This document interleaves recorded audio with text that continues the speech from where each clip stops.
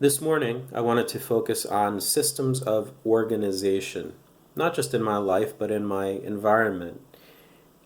And so when I went for my walk, I left my apartment, and in my apartment building, there are 6 floors, and every floor has 7 units. And so every unit is labeled with a number for the floor and a letter for the unit. It makes it very easy to know the location of each home.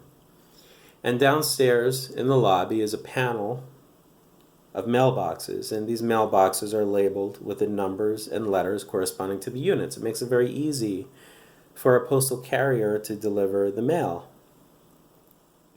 And I went outside, and my carrier was on his way inside, and he had a handful of mail, and we said hello. His name's Bruce, or that's what he goes by. It's not his real name, but that's what he goes by. And Bruce's cart was sitting outside. And I didn't touch it, but I took a look, and I wondered how he organized the mail. And I imagined that considerable time was spent organizing those mail pieces into different bundles for the different buildings and units in each building, so that the process of physically delivering that mail would be much faster and more efficient by the time he got here. And I walked past this cart, and I got to my parking lot, and all of the parking spaces are numbered, and these numbers do not correspond to the units. And I thought about why that was, and really, people have different preferences for where they park their cars. Some of us like to park under trees where it's shady. Other people like to park near the entrance of the building, and other people like to park as far away as possible. And so using this different system of organization for the parking spots gives people more flexibility in choosing their spots. And as I walked through the parking lot, I looked up at all the trees in my complex. And I thought about how all the trees are the same height as the buildings in my complex. And I realized that this really was by design. Whoever the landscape architect was knew that certain species of trees would grow to a certain height. And so they chose these trees knowing how tall they would grow so that their vision of the complex on paper would more closely match the reality.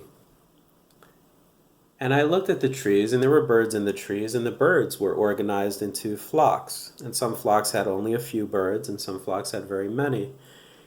And these flocks would leave the trees, and I would wonder how each flock knew, or how every bird within each flock knew who their leader was, knew how to organize in such a way that their leader would lead them to food, to migrate, to new homes, to wander. And I wondered how birds chose their system of organization.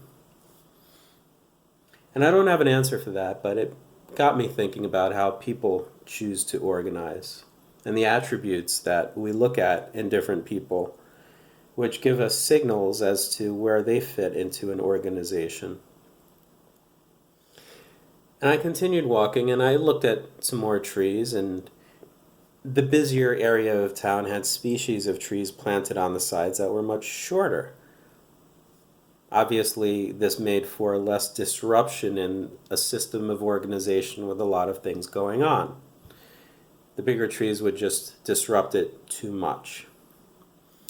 And I walked past that area back to a quiet avenue, and there were tall trees once again.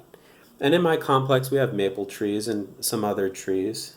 And on this road, it was about the same, and there are also different kinds of trees that have nuts. And there was a woman there at the base of one of these trees, and she had this gripper thing. It's like a long rod, it's maybe about 2 feet long. And on one side there's a trigger, and on the other side there's a gripper. And so she would squeeze this trigger, and the gripper would close, and she'd be able to pick things up off the ground without bending over because she was older. It made sense. And I thought about how she was organizing the scattered mess of nuts on the ground. she was choosing the best ones and bringing those home, and the worst ones will eventually turn into soil, or maybe an animal will eat them. And she had this bag, and she took it home, I presume. And when she gets home, she'll have to peel them and get rid of all of the waste so that she could eat the food within.